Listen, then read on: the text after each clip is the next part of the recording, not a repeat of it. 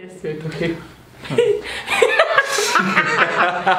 here. I'm here. Since I was born, yeah, I'm getting old. I've never seen the Lord change it. No. You are ready. You are doing the intro today. You're ready. How do I look on camera? This is my makeup. You should have seen you behind the scenes. You were applying. She was applying makeup and left me out. Checking, it's okay. 1, 2, 1, 2. I will put this. I'll say something with you. Yeah, sorry. 3, 2, 1. 0. Action. Commander, start. Let's go. Hey guys.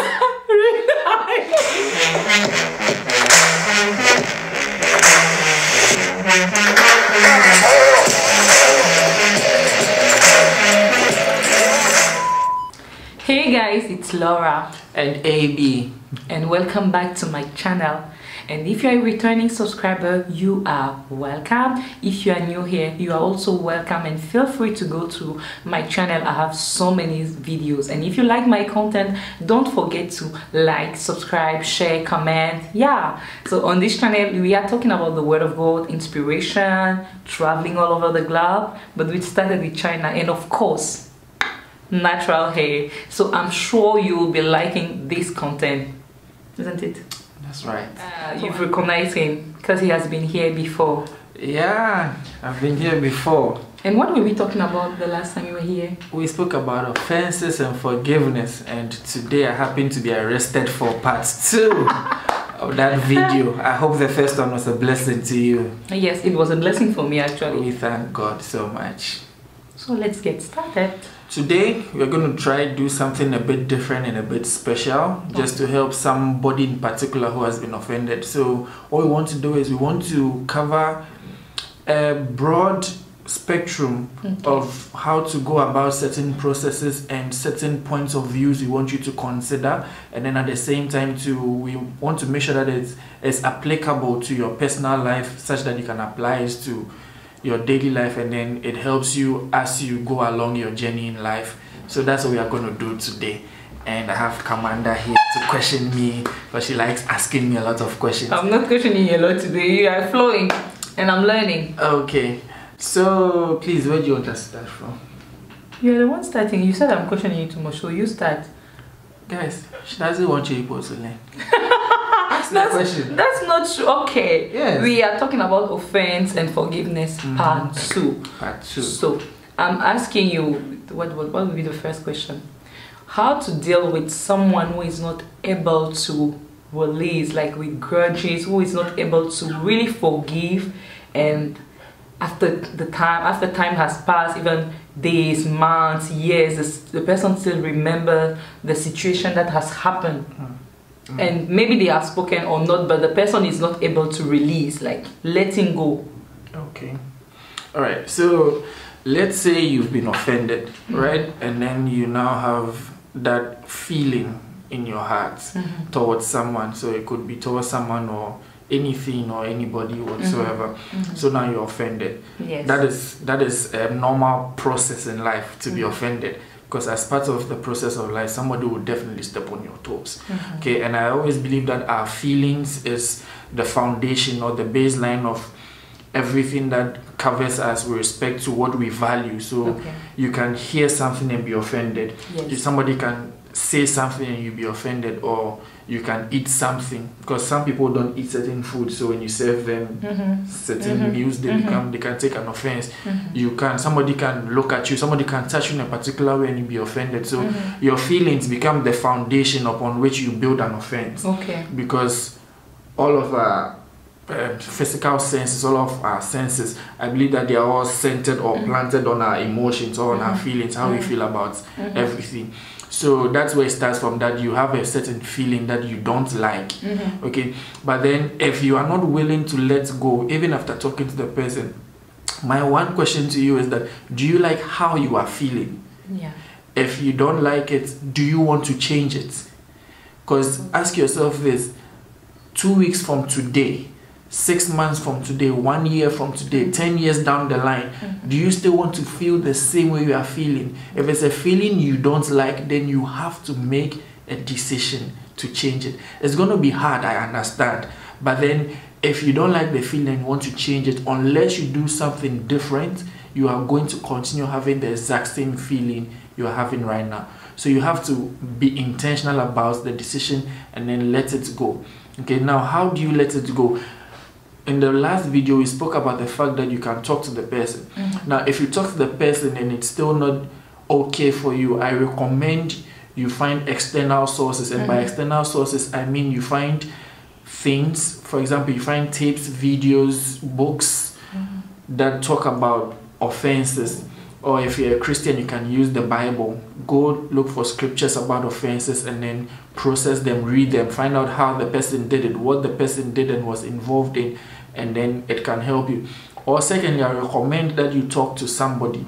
You talk to somebody who has a good track record of helping people deal with offenses, because you need skilled individuals to be able to help you out with what you are suffering with. Because if the person doesn't have the right skill to help you, they may end up damaging you or doing something worse off than you are actually wanting to cure.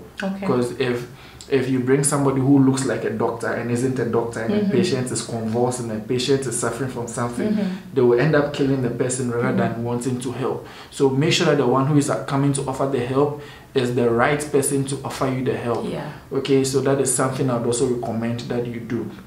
Right, and then they may run you through structured processes, structured programs, and all of those. But then first of all, you have to make sure that you need the help. You have to acknowledge the fact that you need the help. Because if you don't acknowledge that you need the help, we can't help you. First of all, you have to acknowledge that you need the help. You want to feel different about this. You want to let go. And then they'll put you through structures. They'll put you through programs. They'll help you by talking to you. They'll give you energy from external sources. Because as part of the change process, one of the things that is meant to happen is that we are supposed to structure out the you are meant to structure out the routine that is going to help you out with your change. Because without the structure, there's no compliance. You can't comply to whatever we want to put you through. And as part of the structure, there's what I call the energy phase of it, where we need to be able to fuel the change. Because the thing about our minds is that our minds are designed to be able to protect us from any form of danger. So if your mind acknowledges something as a threat, it marshals up every sort of resource available to it to be able to protect you from that thing. So for example, now somebody has offended you, now your mind processes the person as a threat. So the moment you see the person, you try and your mind builds up everything as much as possible to make sure that this is warning, warning, warning. So you either run yourself through a program where somebody would help you. So for example, Bible says that forsake not the gathering of the saints. So you don't forsake the gathering of the saints, because as part of the gathering of the saints, there's the energy that you need, that external source of energy to help reprogram your mind and to reset your mind on how to go about certain things. Because it has been scientifically proven, for example, that most things that we want in life are contagious. You hang around the saints, or you hang around people who have been through these processes before, and then they're able to help you with some of their experiences. Because see, as humans, we are humanized by the fact that we make mistakes. And then secondly, stories also bring us together. So when you hang around such communities, or as is referred in the world to as support groups, you hang around support groups, they help you with their stories that help bring us together. And then they humanize themselves to you by making you know that they've also made such similar mistakes before, or they've had such similar experiences before. Then you can learn from it. Okay, so you have the external source as individuals or as materials that you can run to. Those are two main things I recommend that you try as much as possible to do. And then you would also have to be able to get a control of yourself, because as humans, one of the things that make us humans, the fact that we have the ability of choice, which is what we refer to as free will. So you can make a choice. Now, as part of making a choice, you have two gates that protect your free will. Now, the first gate is your emotion, or this, and the second gate is your intellect, or your your brain or your mind. So when something happens to you, how do you feel about it? How you feel about it determines how you will act. Yes. And what you know about it determines how you will act or what you will do concerning the situation. Yes. So usually when we are offended, most of the times, about 90% of the times, it's our emotional gate that kicks in a lot. Yes. So our emotional gate goes up, very high. and then our rational gate goes down. So when you are too emotional and you are not rational, you end up wanting to remain like that for a very long time, because most people like the feeling and they want people to sympathize with them and then feel pity for them. But then you need to get to the point where you allow your rational side also come up, and then you can have a good balance. And then having the good balance, you have what we call empathy. So with empathy, though we understand how you are feeling, we also try to give you the resources and the material, provided you need it, to be able to help you come out of the situation. That is what empathy does for you. So we have sympathy, where you're like, oh, I feel sorry for you, I feel sorry, and then they don't do anything about it. That is what most people want, usually when their emotional side is high. Right? And then you have, on the other spectrum of the line, you can have somebody who is very rational and never emotional. And usually they're usually men. So usually for the men, they have their emotions toned down, because they see their emotional side as a form of weakness. So they don't want to share it. So they always go rational. This has happened and this is what we need to do, blah, blah, blah, blah, blah, blah, blah. And then now they go and then they are not feeling very right about it. And then in the end they hold a grudge. They're like, I've tried everything. But then the point is that you didn't have that right balance. So the point is that you want to have a right balance between your emotions and then your intellect, what you know and how you go about it. Okay, so that you get the right balance from the right resources and from the right people, so that you're always helped, and then everything can work together well for you, and at the end of the day we can save your situation. But then again, as part of the process of life, I want you to understand that being hurt is part of the process of life. And being hurt is different from being harmed, because you can be hurt and that is something we can fix. But then when you are harmed, it becomes really difficult to fix that problem, depending on how severe it is. But then, maybe, can't you be, from the hurt, can't you be damaged? Usually when you are hurt, you are not damaged. It's usually what I call, you have an aha moment. So you have an aha moment where you realize something, you realize some sort of a truth. So in your realization of that truth, usually we say that the truth hurts. So it would hurt you that, oh, this person can actually do this. You know, and it's painful, especially if the person is close to you. I don't know why it happens like that. That when people are close to you, when they do something, we usually don't expect them to do it. So as soon as they do it, we become really, really hurt and offended by it, as compared to somebody who is outside probably your inner circle. And the person will do it, and then you're like, ah, well, it's okay. I really wasn't even expecting you to do this kind of a thing to me anyways. Let the person come talk to me, and then I'll be able to help you. Much in the same way, when somebody also has an issue with you and then they are not able to confront you directly, they could also go through a third party. That, oh, Commander, this is your friend. You know, I think A, B, C, D.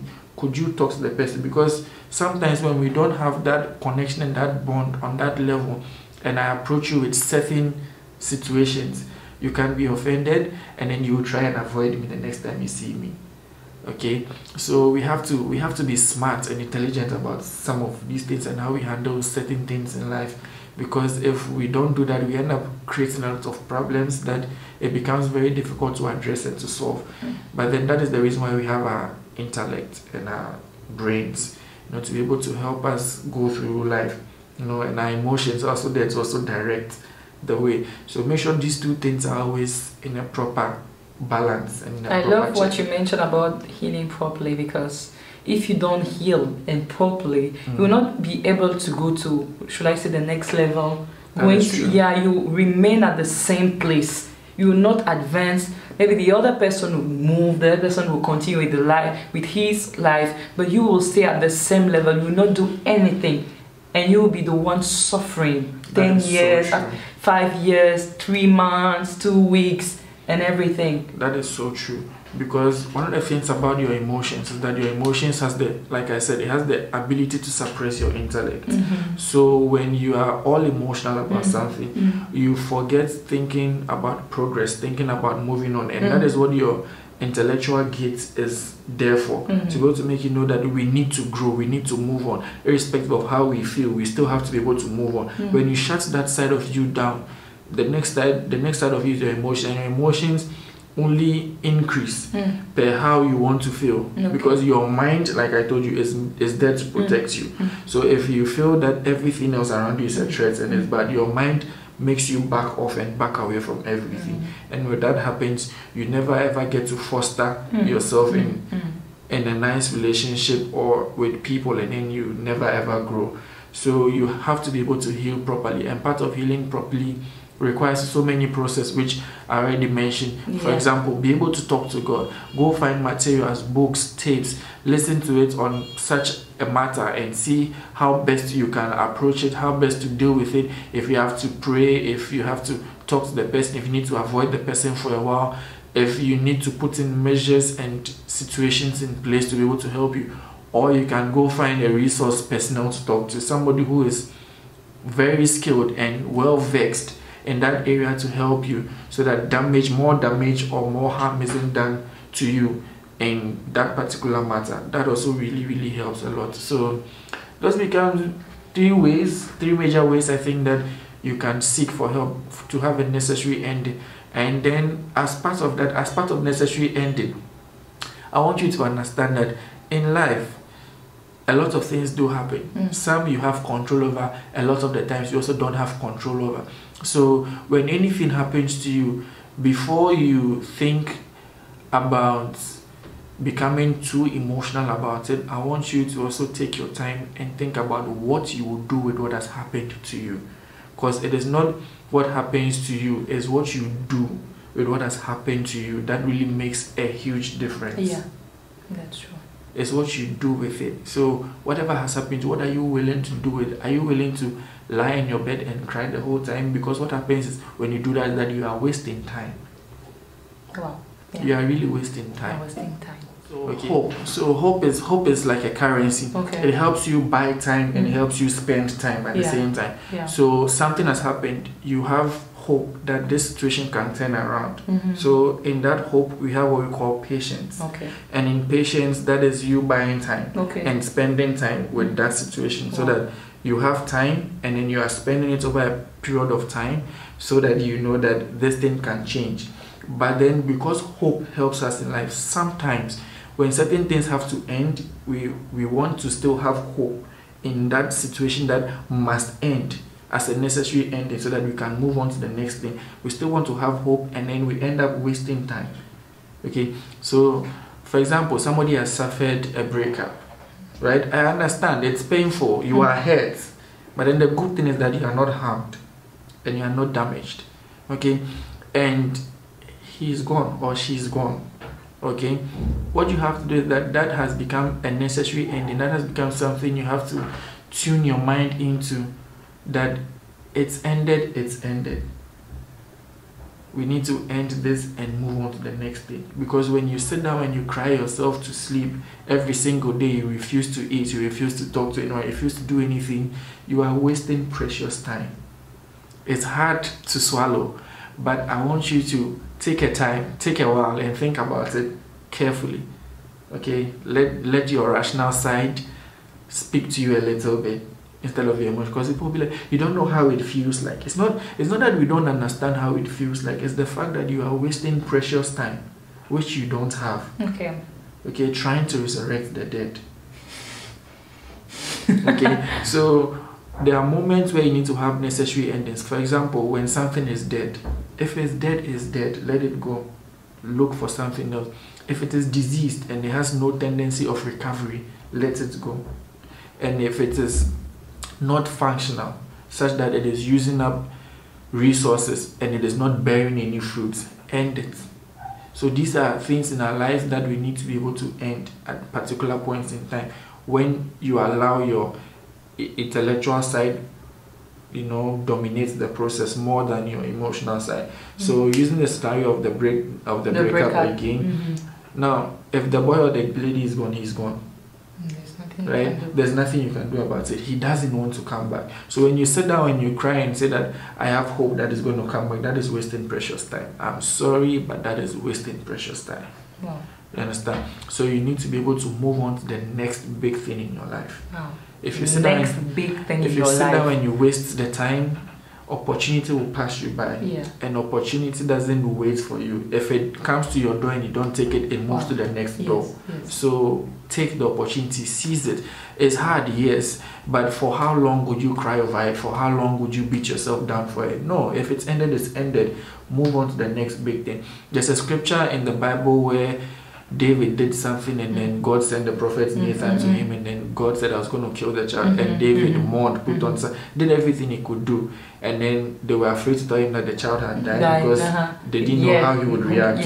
And then when they told him, he took off his clothes, find food, ate, did everything. He was like, it's ended, I'll make a new baby. Okay, and then Solomon was born. You see, so sometimes certain things need to end because the bad has to end for the good to start. If you don't allow the bad to end necessarily and on a good note, the good thing will never ever start in your life. Okay, so sometimes that is how it is. It is a painful process and it is hard to talk about. But I want you to be able to slow down, think for a second. Sometimes don't rush into certain things. Learn to be patient. Bible says that they that wait upon the Lord. There's waiting. Waiting is a powerful thing. It's a powerful thing to be able able to wait and and be able to access the process and see what to do next. You know, so that not everything you don't just rush into things. You have to be able to take your time and calculate things well. Bible says that many are the plans in the man's heart, but then it's just the purpose of God that will stand. Now, purpose is more important than a plan. So every plan you make sure that you subject it to a purpose. And inside of that purpose, there is pruning in the purpose process. I mentioned a lot of peace today.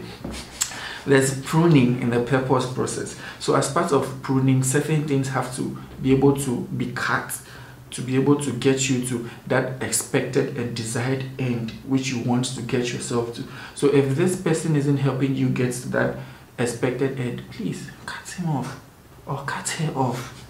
All right. Cut him or cut her off. It's hard to talk about because of our emotional attachments to things, but then sometimes you need to be able to cut them off and then you can manifest. If you don't cut them off, you can't ever manifest. All right. Okay, so as part of all of that process, it's something that you must necessarily do. It's not easy, yes, I agree, but then it's not impossible either. Yes. Okay, so it's possible because the word impossible itself says impossible. So it's possible for you to do, but then do you want to do it or not? Yeah. If you want to do it, then you have to understand that there is pain for good. Okay. And then there is pain for no good. Okay. So sometimes certain pain is good for you to go through that process, because at the end of the day, what happens is that it's good for you to have undergone that pain. But then certain pain, if you want to subject yourself to it, at the end of the day, there's no result that leads you to your destination or where you are trying to head to in life. That becomes a very useless pain to subject yourself to. So don't subject yourself to certain pain that isn't going to help you in your pruning process towards that beautiful thing that is ahead of you and in life. Wow. Do you understand? Yeah. So that is something I would say. It's hard, but then there has to be necessary endings in life. It's part of the process of life. It is wired through all of creation. Wow. Something will die and something will grow on top of that thing that has died. Something we must cut so that something else will look beautiful. Wow. It's part of the process of life. And so when it happens in your life, yeah, it would hurt. That is I'm not going to deny it. There's been several times in my own life where certain things have to end. I have to cut off certain friends and all of those.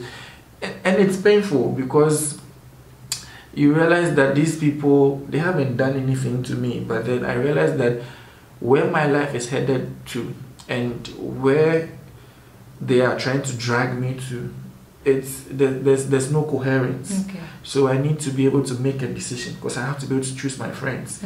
Like, this friend isn't helping me, so I'm sorry, but you are not helping my goal and you're not helping where I have to be in life. So as sad as it is, but I would have to be able to catch you off so that my life can move on well. And even as we are concluding, one of the beautiful things that personally I've kept is just what you said, mentioning that scripture, guard your heart. I think it's all about your heart. You have to guard your heart. If you are full of bitterness, that's what you will be vomiting, because you cannot give what you don't have. So if you are bitter, you will give bitterness. If you have love, you will give love. And also another thing is concerning forgiveness, you know, I believe it's a gift from God, because we were forgiven. We were granted forgiveness, so we can also forgive. And that's why you have to go to God. Yeah. So that is what I personally learned. Come on, expression. Look at it. I think I should interview you. No. I should interview you instead. No. So, Abby, do you have anything else to say to our viewers? Any last thing? Whoa. Let me see. I think I'll just say this, that there's emotions and then there's intellect. So we have energy and then we have intelligence on one side. Now, if you have intelligence, or if you have intelligence without energy, you are not going anywhere. And if you have energy without intellect, you end up wasting the energy because it's not directed towards anything. So make sure that there's a right balance between your emotions and your intellect every single time to be able to achieve what you want to achieve and move you towards that point, because life is progressive. And always make sure that you're taking steps forward. So some of the steps you take forward, it's always not going to be easy, and especially if you haven't experienced certain things before, you haven't done certain things before, it's really going to be hard for you to do them, and you get discouraged along the way. You feel like you can't do it, but then there's nothing you can't do if you set your mind to. So everything is possible, and it's something you can do. So give it a try, and you let us know down in the comment section below.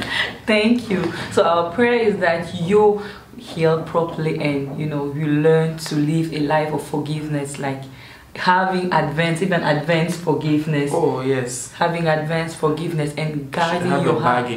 Have a bag in your with you. Anytime you go, somebody forgives you, you remove it. It's like, take, I'm giving you. Protect your heart. Protect your heart, and remember, you cannot give what you don't have. So if you are bitter, you will give bitterness. So that is all for today's video. Let us know down below in the comment section. If he's just waiting for your questions, he'll be like, he was asking me that. He just saw like six comments, like, where are the questions? Yes. Like, he wants to answer. Direct the questions. Yes. So please let him know that you have been blessed. I've been blessed. In fact, anytime I speak with him, I'm like, wow. She just likes asking me questions. Too many questions. I learned. That's why Clinton said you are full of wisdom. Oh, Clinton is my boss. Hi, Clinton. So thank you so much, AB. God bless you. And I will see you soon, maybe with AB again for another video. I hope so. Bye. Bye. I've lost my train. Hope it's a currency. 1, 2, 3, and it helps to buy time. Hope. Okay.